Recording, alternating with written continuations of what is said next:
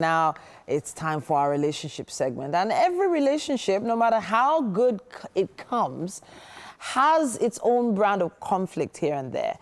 Now, it may be because of ideas, different opinions, or beliefs, but there's a technique to arguing, and that's why Olabisi Olasoetan is here this morning. She's here to talk to us about the rules for arguing in relationships. Now, she's a teacher, certified emotional intelligence and marriage coach, and an NLP practitioner.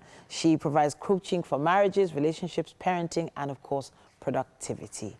Welcome to the show. Thank you for having me. Olabisi, are you telling me there are rules of engagement? Yeah, there are rules for arguing. There are. So I don't have to bring out my boxing gloves. No, like you did earlier.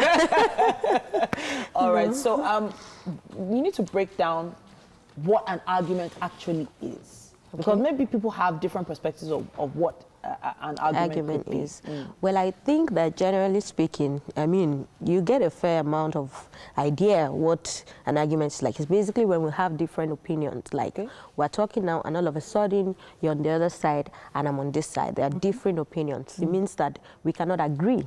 So we are like opposing each statement and each other. So that's basically what an argument is like, Okay. It's just so once it turns to screaming and shouting, is it still an argument? It shouldn't even turn to screaming and shouting. So arguing is not the problem. The problem is when it becomes screaming, shouting, yelling at each other, name calling and all these other things. So we can say then it's become a fight. Not just an argument. So we can have conversations, we can argue, but the goal ultimately is to reach a reasonable conclusion. Okay, so the goal of an argument is to reach a conclusion. Well, not the goal of an argument, the goal of conversation would be to reach a reasonable conclusion, or at least to let each person hold on to their own opinion respectfully.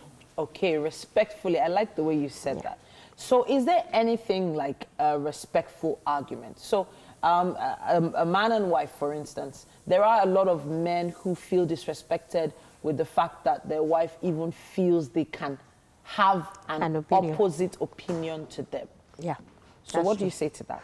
Well, so usually that kind of ideology is dependent on the person. Okay. So there are many men who think that, yes, it's a know-it-all attitude. Why should you even oppose me? I'm right. And sometimes it's not because, and not just men, some women actually, some of us are very opinionated, and it's not because we want to, not allow the person to talk. It's just because we believe we have a superior opinion. Okay. So in an argument, you find that mostly the other person already thinks that it's my point that is right. That's the point. That's the root of the argument in the first place. I'm right, you're not. So we want to be right. We want to show that this, my point, is the valid point, is the superior point. So we keep going back and forth, back and forth. Sometimes we're even saying the same thing. But because you say you want it to be just as you are saying it, and you're not willing to listen to the other person, and then it just keeps going on and on. So it's a personality thing and a person. Okay, so what are the rules we need to follow now if we want to have arguments that can be that can reach a reasonable conclusion? Well, first thing is to have a conversation before the argument even starts, because when the argument starts, then it's no longer about couple rules. What are rules? It's not about personal rules, It's not about you taking responsibility for yourself and for your portion of the argument. Yeah. So the first rule will be to set the rules for argument. Okay. What is acceptable behavior in an argument? If you're a couple, if we start arguing, should we take a timeout? How do we call for a timeout? What are the signs? What do we do? How do we walk away? Do we settle it before going to bed?